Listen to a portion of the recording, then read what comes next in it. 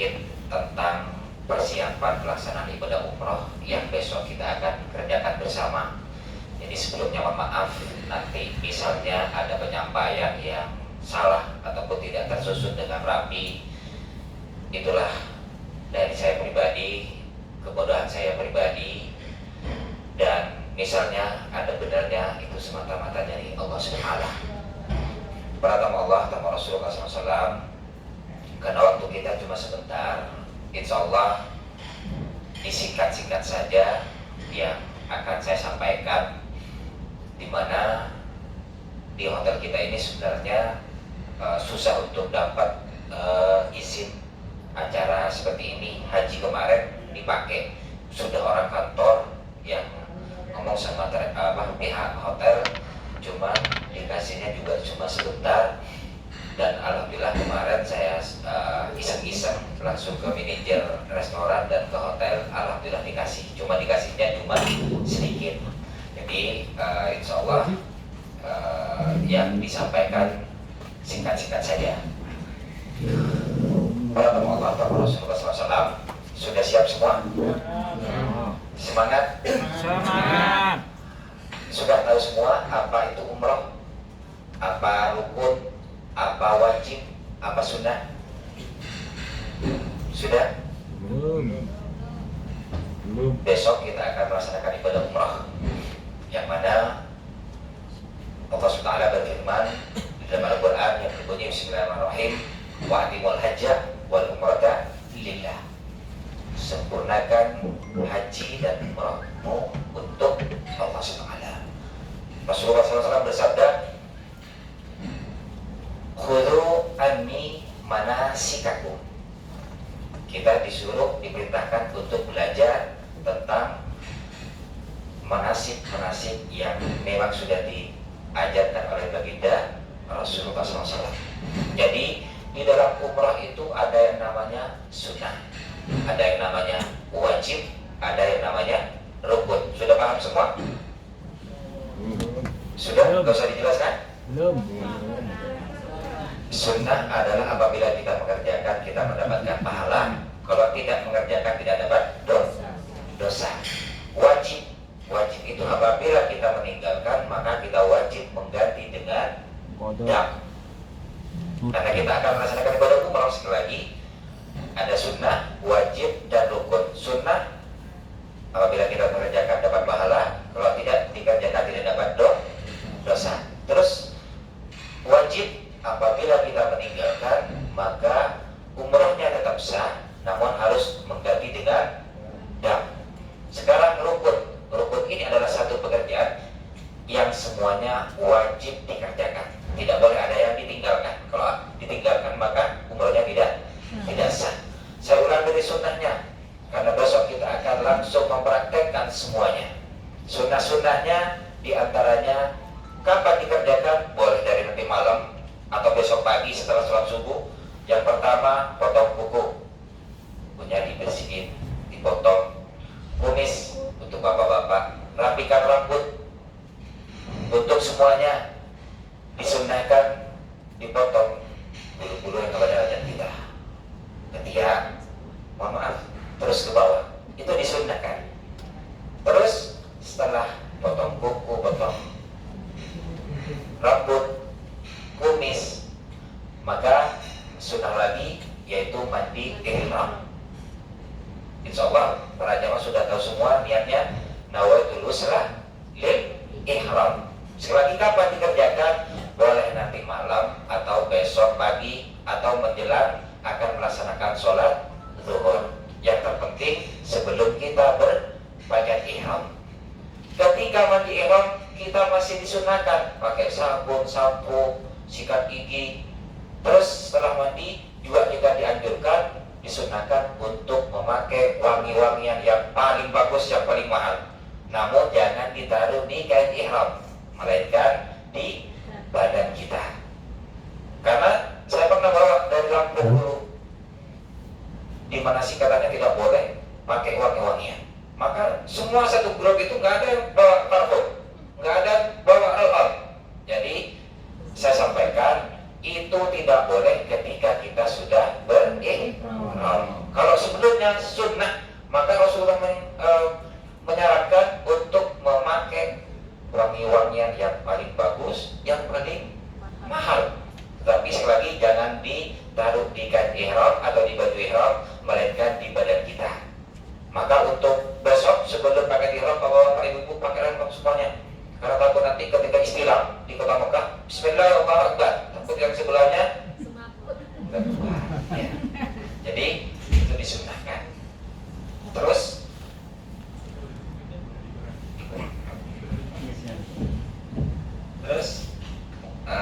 sekali lagi setelah mandi ihram,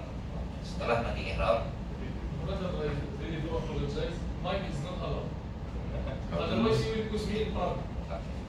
Sorry, you can speak, but really the mic here. Nggak pakai mic, nggak usah pakai mikrofon. Sorry, Oke.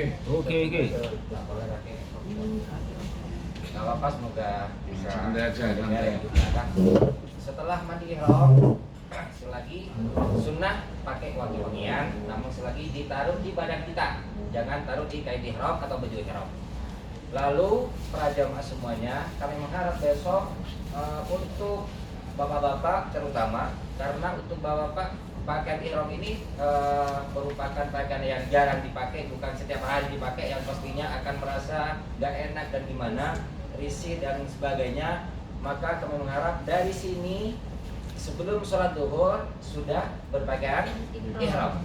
Namun boleh pakai celana dalam dulu, nggak apa-apa, karena nanti takut ketika sholat nggak enak dan gimana, boleh nggak apa-apa. Yang terpenting nanti di Masjid Mikot, di Masjid Abir Ali, saya akan umumkan kembali, saya ingatkan kembali bahwa harus dibuka atau dilepas. Maka sekali lagi itu adalah sunnah-sunnahnya. Paham semua sunnahnya ya? Insya Allah boleh dikerjakan nanti malam atau besok pagi atau menjelang berangkat ke masjid untuk sholat zuhur berjamaah. Dan perlu diingat untuk besok sholat zuhurnya langsung niat jamak takdim agar supaya dapat pahala 1000. Kalau di perjalanan seperti di Indonesia nggak ada lipat ganda.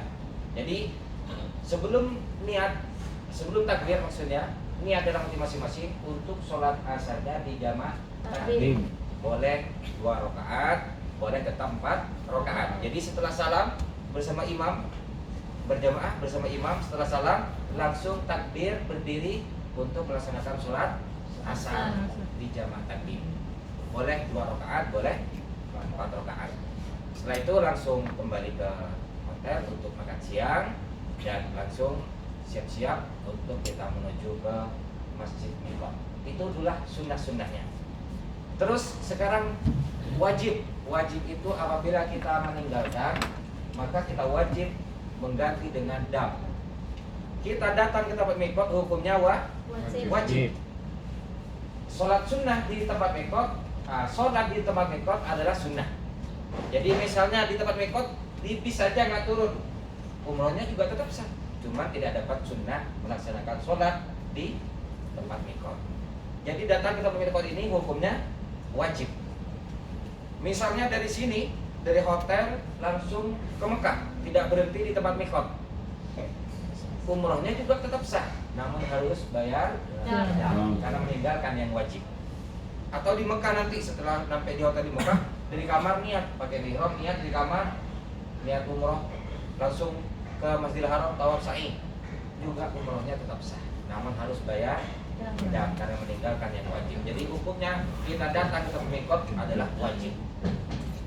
Maka besok kita insya Allah akan tetap datang ke tempat mikot karena kita sudah masuk ke kota Madinah, kita sudah berada di Madinah. Maka tempat mikotnya bagi yang sudah berada di Madinah, sudah masuk di Madinah, ada di Masjid Abir Ali atau yang dikenal orang kita dengan Masjid Bir Ali.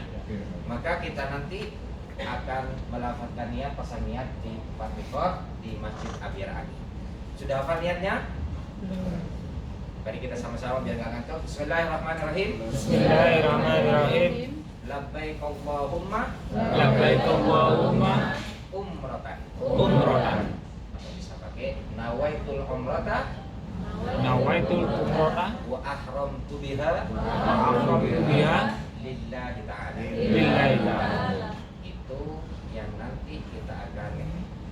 mendapatkan bersama-sama pasang niat bersama-sama di tempat mikot, yaitu di Masjid Abir Ali. Insya Allah dari hotel menuju ke tempat mikot kurang lebih 15 menit sudah sampai di tempat mikot. Artinya tempat mikot yang kita besok akan melakukan niat, pasang niat sangat dekat dengan hotel kita.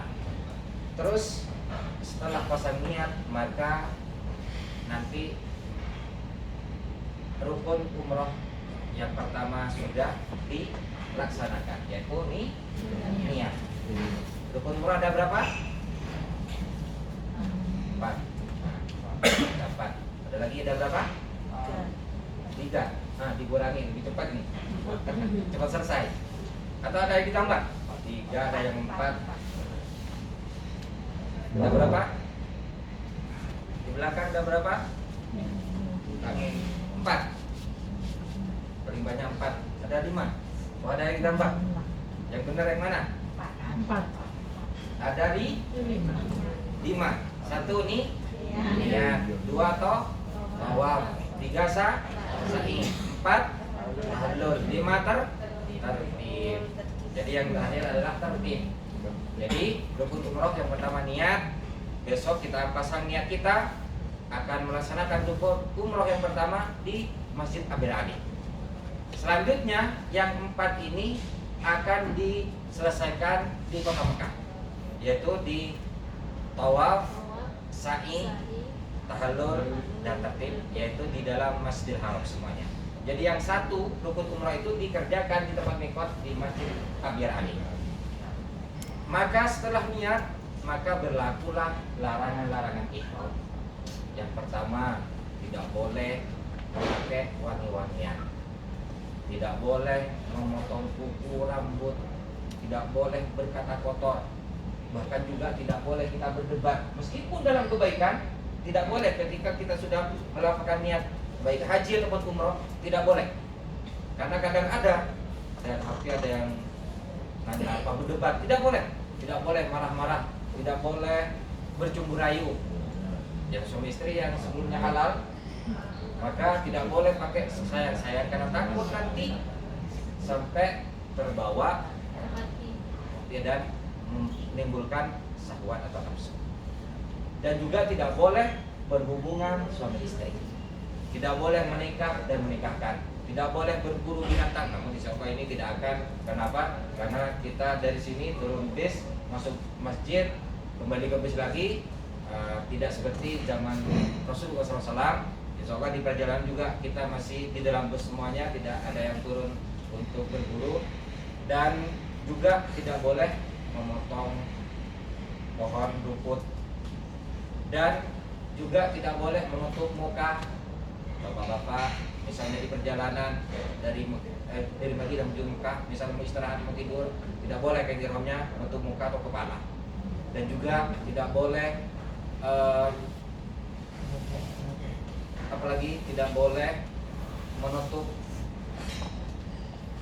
muka untuk ibu-ibu, misalnya pakai cadar atau masker, nggak boleh, kecuali ada penyakit yang nanti takut menular ke temannya atau yang lain.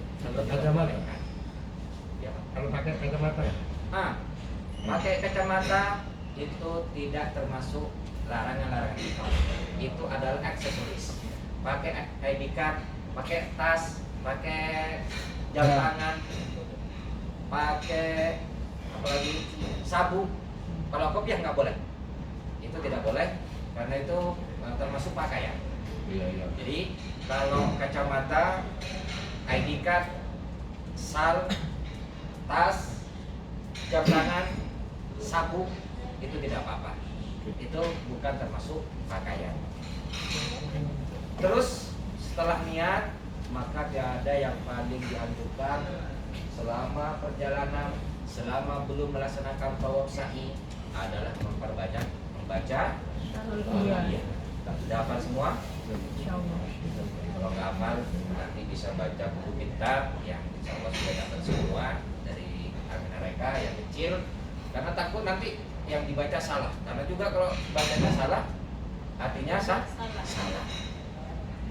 Mari kita sekarang praktekkan membaca talbiyah. Bismillahirrahmanirrahim. Bismillahirrahmanirrahim. Labbaik Allahumma labbaik. Labbaik Allahumma labbaik. Labbaik la syarika laka labbaik. Labbaik la syarika laka labbaik.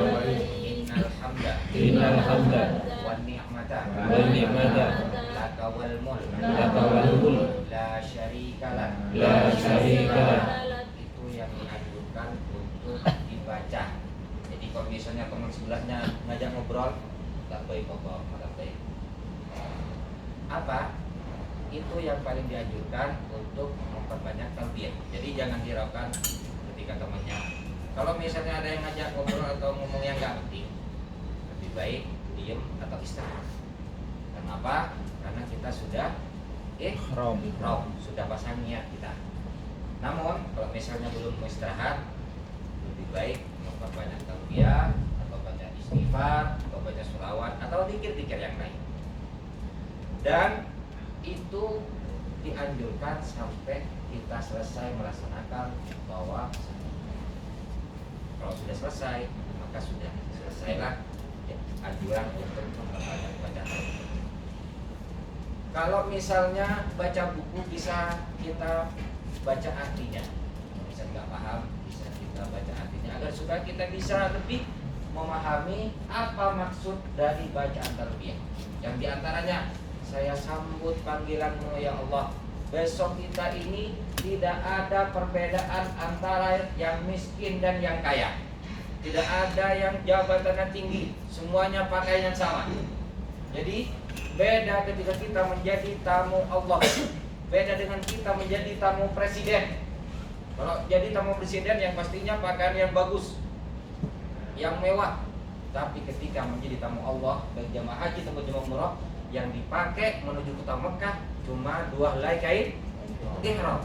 Maka sekali lagi di perjalanan sambil kita membaca talbiyah dan bisa kita melihat artinya agar supaya kita lebih khusyuk.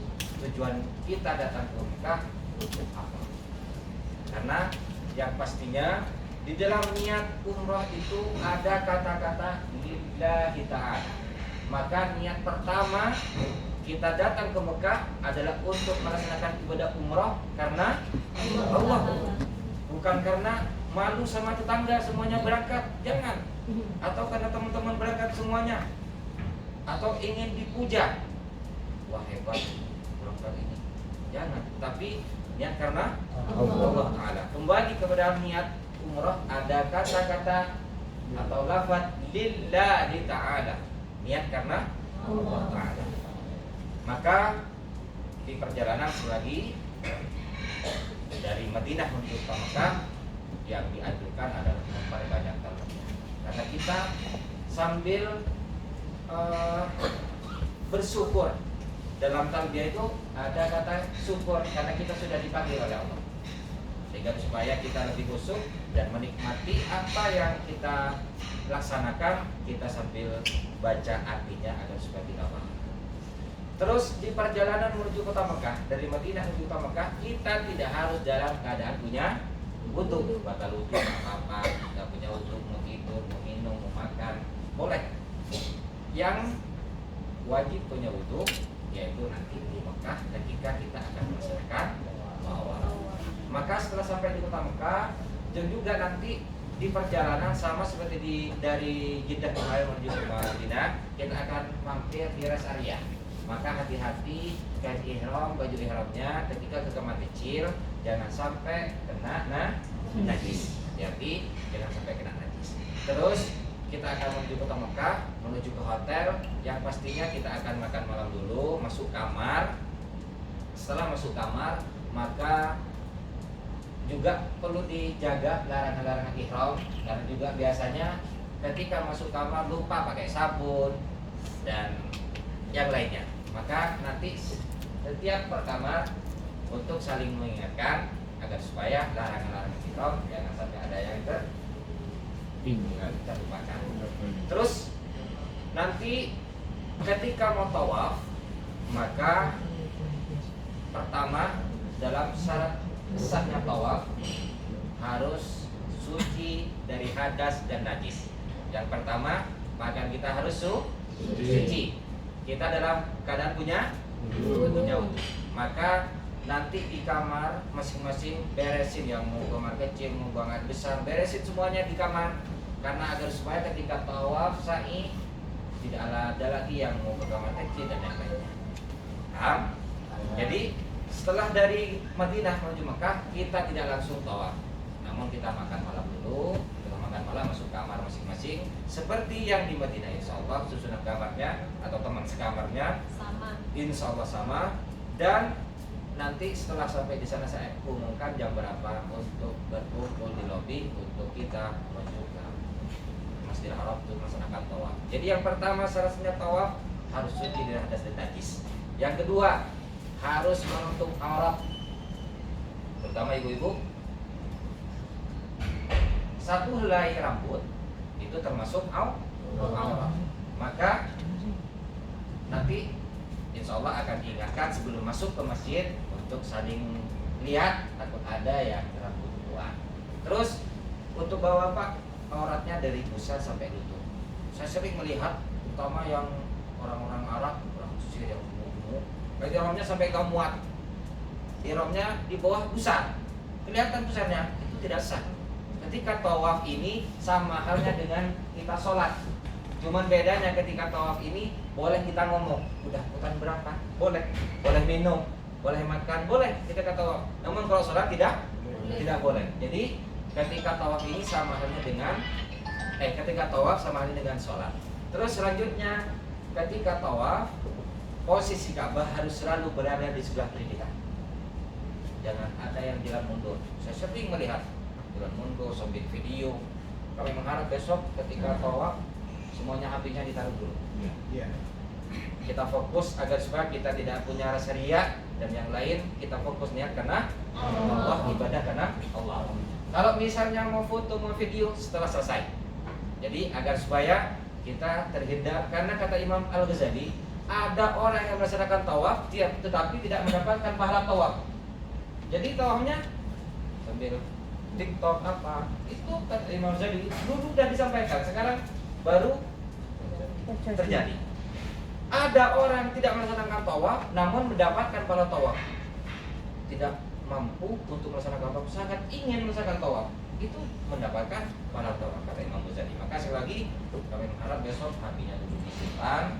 Kalau misalnya tawaf sendiri ataupun nggak tawaf, pengen video di depan Ka'bah, kita silakan. Namun untuk umrah kita kami harap disimpan.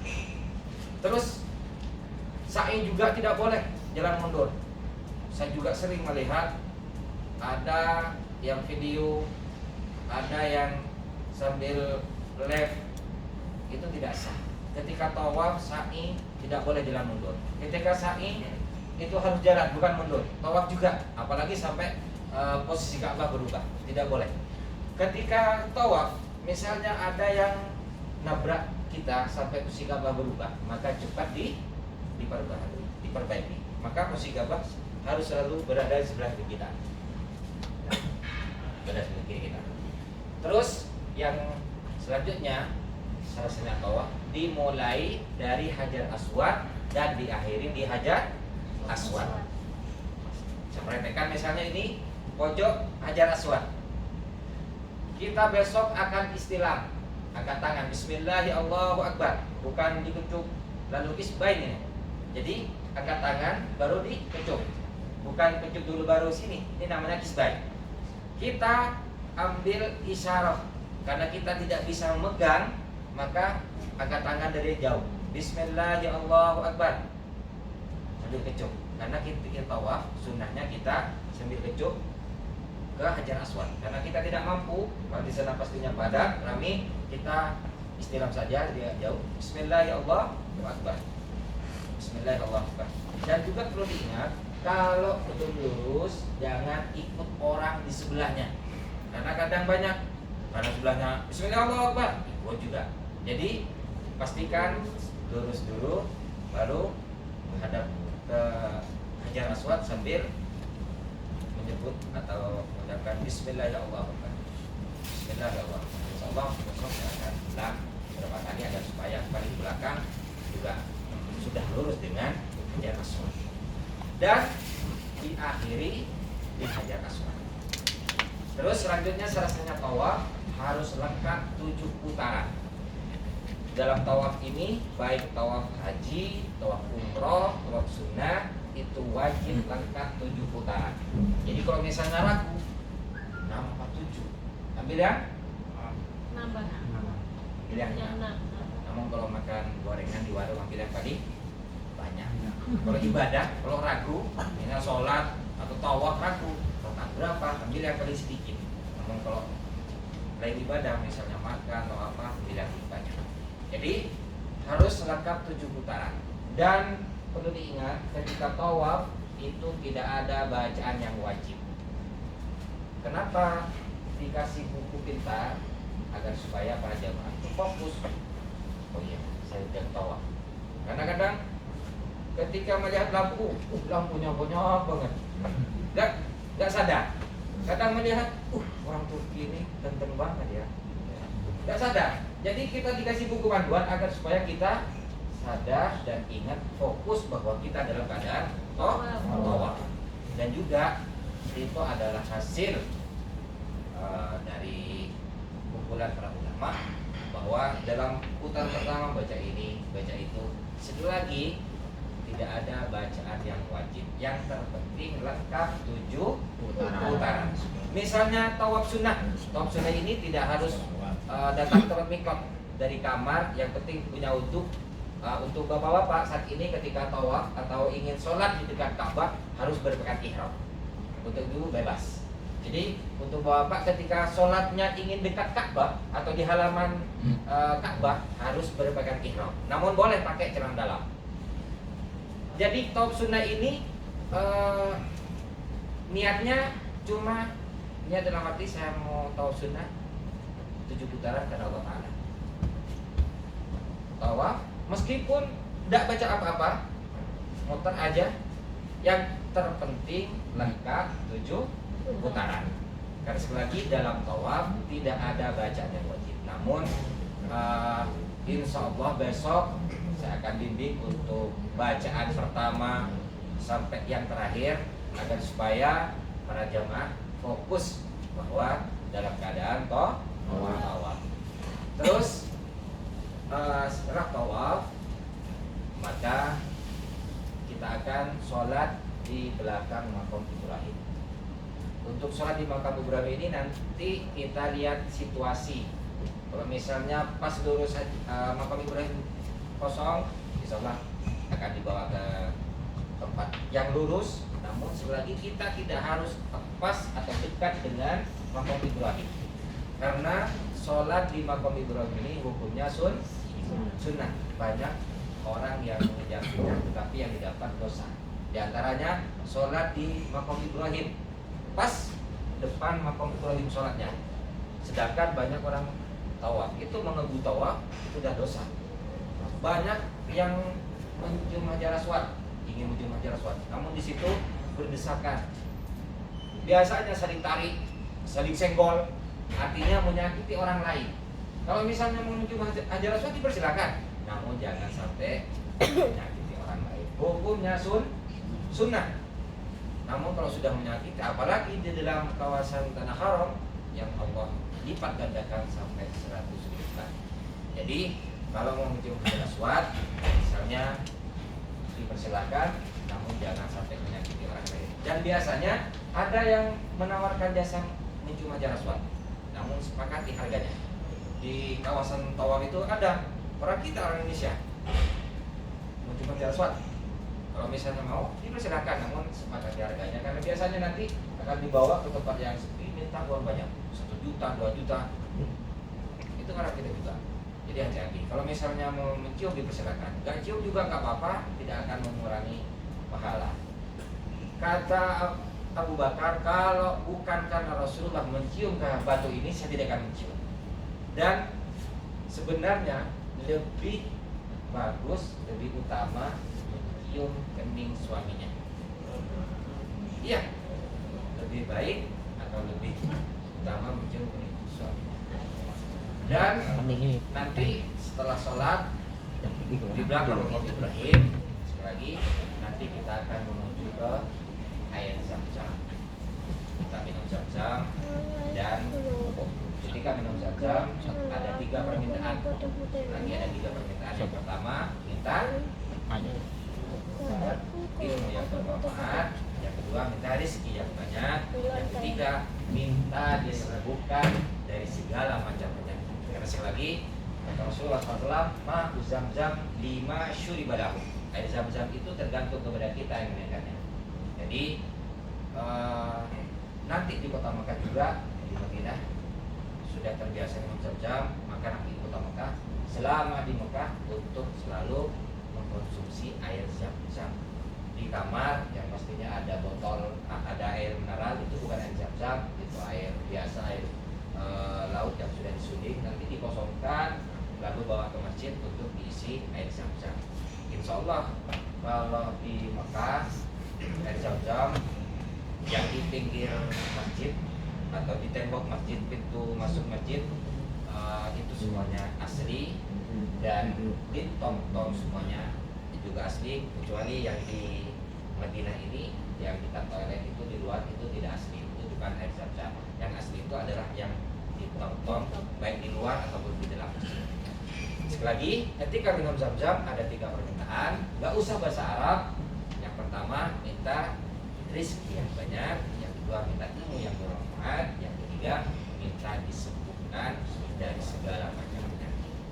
Lalu setelah itu minum, dan caranya 1 gelas bukan langsung dihabisin, namun 1 gelas dijadikan 3 gelas. Bismillahirrahmanirrahim.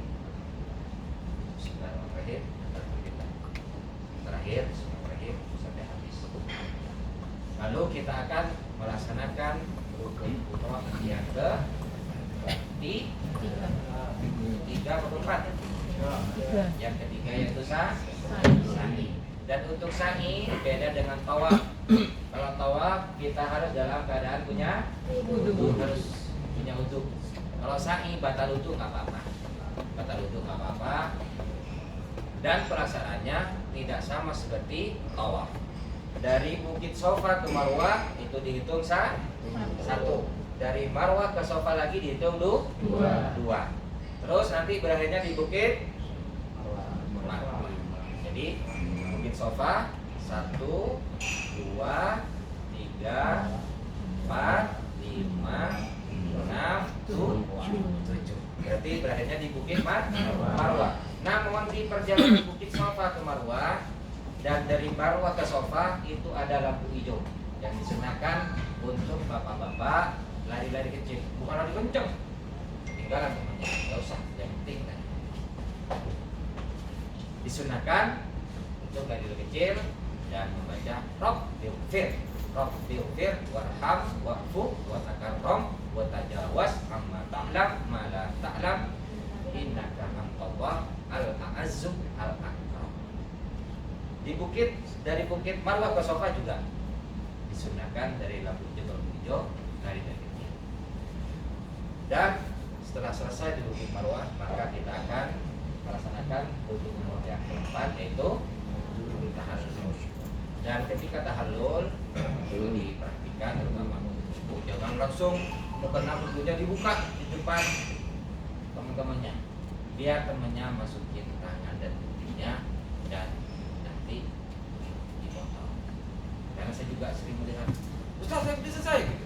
Pas, nggak usah. Jadi lihat nanti rambutnya yang sudah dipotong untuk tahallul. Dan untuk bapak-bapak disunahkan untuk langsung di wudhu, karena akan mendapatkan 2 kali doa dari baginda Rasulullah. Allahumma fir lil mu'minin, Allahumma fir lil mu'minin, dan terakhir Allahumma likir lil mu'minin. Jadi kalau kita langsung dipelontos, langsung mendapatkan doa 2 kali dari baginda Rasulullah. Namun kalau cuma dipotong sedikit, cuma dapat 1 kali. Namun misalnya masih umroh yang kedua masih mau ikut lagi, boleh nanti ketika sudah selesai yang kedua kedua baru di. Dan yang terakhir adalah tertib. Artinya tertib ini adalah berurutan. Yang pertama niat, tawaf, sani, tahallul. Tidak boleh misalnya di kamar kan ada TV yang itu live dengan di Masjidil Haram, melihat di tempat sa'i lagi kosong, sedangkan di tawaf lagi rame, sa'i duluan. Tidak boleh. Jadi harus berurutan atau tertib. Jadi yang pertama niat, tawaf, sa'i, tahallul. Yang terakhir tertib. Insya Allah itu yang besok kita akan kerjakan bersama. Mudah-mudahan dapat ridho Allah dan mudah dipelajarkan dan mendapat pahala yang mabrur dan mabrurah yang diterima oleh Allah Subhanahu. Sebelum saya akhiri, ada yang ditanyakan, silakan.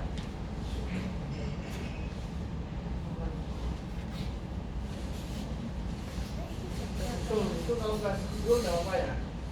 Tidak apa-apa. Yang dapat yang digundul dapat doa 2 kali. Cuma dimotong sedikit, cuma dapat 1 kali. Ada lagi dipersilakan. Bila sholat kemudian terpaksa terlalu juga. Iya. Jadi, misalnya ketika tawaf, sedangkan tawaf ini kita harus dalam keadaan suci atau dalam keadaan punya wudhu. Misalnya ketika tawaf batal, bagaimana? Maka nanti ambil wudhu. Di sana ada tempat wudhu, di dalam masjid juga ada, atau bisa pakai zam-zam. Pakai zam-zam di pinggir pelaksanaan tawaf, di situ banyak air zam-zam yang nanti juga bisa kita ambil wudhu. Terus tawafnya gimana? Tidak harus diulang dari awal, namun nanti dilanjut di mana batalnya dan putaran berapa. Biasanya putaran ketiga batal. Tempatnya di mana? Ingat, nanti dilanjut. Oke, ada lagi?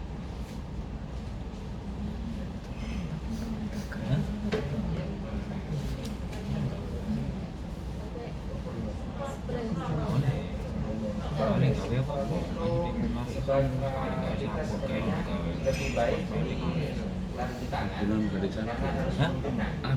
Ada genangan air. Namun yang terpenting jangan diangkat.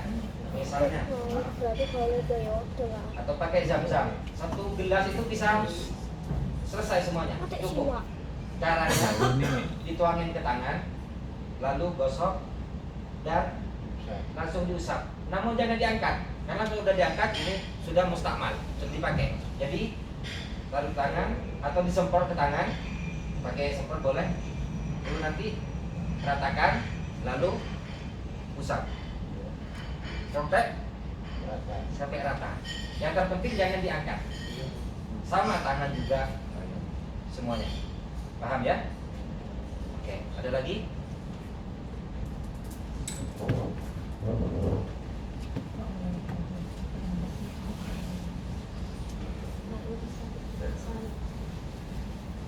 Kalau bawa tawaf, kalau bawa tasbih sebagai pengingat putaran boleh? Boleh. Boleh ya? Boleh. Biar gak lupa gitu loh. Iya. Boleh. Ada lagi? Silakan. Sebelum diusir, sebelum ditutup karena waktunya. Silakan bertanya apa ini. Mudah-mudahan Iya. semuanya paham. Baru mulai Ketika niat di ikhram. itu kan banyak, Iya. jenengan kan di depan. Nah yang belakang mungkin yang panjenengan ucapkan beda dengan. Kemudian membaca apa teman-teman yang jauh. Terima kasih. Bagi para jemaah misalnya tidak mendengar dengan apa yang saya baca, boleh baca apa saja. Namun ada 2 kalimat yang sangat dicintai oleh Allah, yang sangat membantu nanti ketika hari nimbang-nimbang, yaitu membaca subhanallah walhamdulillah wala ilaha illallah wallahu akbar. Jadi kalau misalnya cuma bisanya subhanallah, boleh baca subhanallah. Cuma bisanya astagfirullah, boleh baca astagfirullah. Atau cuma bisanya Robbana. Robbana boleh. Yang terpenting sekali lagi hitungan bawahnya lengkap 7 putaran, tidak ada badan. Tidak ada lagi. Dan perlu diingat, diperhatikan malam ini koper-koper sudah dikemas. Kain ihram jangan lupa untuk dikeluarkan, sabuk dan juga mukena armina yang besar. Semuanya besok akan dipakai harus supaya kita ya berdua cepat gampang. Wah ini di Groma Armina, wah ini di Selawang 4 dan juga kaos kaki serbangan untuk ibu dikeluarkan dari kopernya. Besok jam 8 pagi semuanya sudah siap di depan pintu kamar masing-masing. Besok, iya kopernya. Jadi koper-koper besok jam 8 pagi sudah siap di depan pintu kamar masing-masing. Jadi malam ini dikemas, belanjanya dimasukin semuanya. Jangan lupa kain ihram, perlengkapan ihram untuk bapak 2 helai kain ihram, sabuknya untuk ibu-ibu, sarung tangan, kaos kaki, baju armina yang besar, semuanya dikeluarkan karena besok semuanya akan dipakai. Dan besok jam 8 pagi koper-koper sudah di depan kamar masing-masing. Misalnya koper kecil tidak dibawa sendiri, mau dimasukkan ke bagasi atau digabung dengan yang besar, besok jam 8 dikeluarin di depan kamar masing-masing. Terus besok setelah makan siang paling lambat jam 2 kita sudah jalan menuju ke Tirani. Insya Allah nggak ada lagi yang tanyakan. Sudah cukup. Mudah-mudahan semuanya bisa paham. Mudah-mudahan bisa mengikuti sunnah-sunnah apa yang sudah diajarkan oleh baginda kita Nabi SAW dan rukun-rukunnya. Mudah-mudahan semuanya bisa melaksanakan dengan sempurna. Sebelum kita akhiri,